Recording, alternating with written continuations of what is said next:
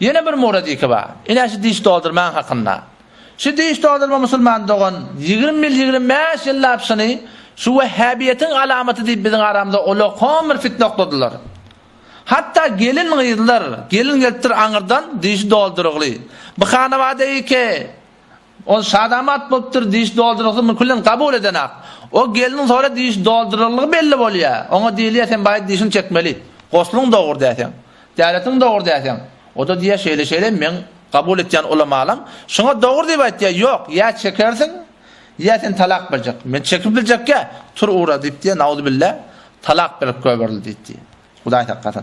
Ne kadar adamlar dişi doldurulursan şun qosul doğur deyip ölünden sonra, dünyadan qaydandan sonra nauzubillah şun dişini ammarda çekip alan adamlar var.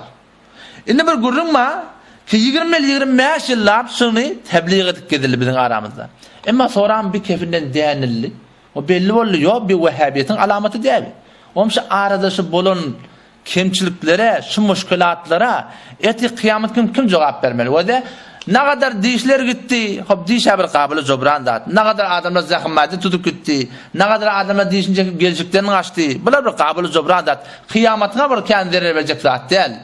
Ama ne kadar şu arada şu tohmet, kine, kudureti ki arada dörögli. Eti kıyamet günü nauzubillah kim cevap vermelsin? Ne diş doldurma hakkında? Xudu Türkmen Sarı'nın mecmui fıkhisi var. 7 tane başlığı var. Muhtelif yerden ulamalar.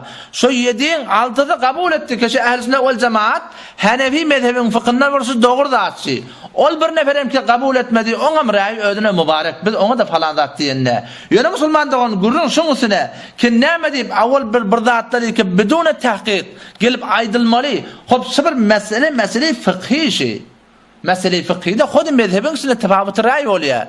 Hatta vakti bir mesele cedid eve geliyor. Hop biri doğru diye, biri yanlış diye.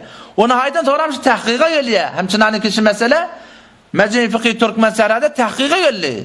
O sonra belli oluyor ki Hanefi mezhebinin öz fıkhına. Hatta İmam Muhammed rahmetullahi aleyh öz ra'yi şey. Şunda hiçbir irat yokmuştur. Şimdi gurun şunusuna ne deyip akıbıl gelip bari şu form ulaqan zerarlara sebep olmalı. Hop nihayeten aydılmalı kepsi de Müslüman doğulur. Şu mesele fıkhi tefavut ra'yi var. Her kim öz anam ettiyen aliminin kagulağası vaydamalla. Ama yok. Şu ganimet bir zat tapsa şol derrev şu Vehhabiyin alamat deyip şuun kummalakım yapşırılıyor. Vehhabiyet şuun bizim aramızda bir alet boluğu şey, bir bomba atom şey. Bir adam birinin tersine keplese şon derrev üçkenem egerçenlik ki şon aytyanada Hanefi mezhepte de bir doğru diyen yeri de bolsa şon derrev şona Vehhabiyet markurluyor. Yani şey Amerikan tutumda nauzubillah. Amerika ne dedi? Herkes bamanist, o terörist dedi. Her kim bizi bilen olmasa terörist. Bundan da gurur mu tutturmayayım? Yani hem sen aydan kulak asmalı, sen aydan kulak asmadık Vehhabi olmalı. Nauzubillah Müslüman doğalım. Şu olaqan bir yanlışlık şey.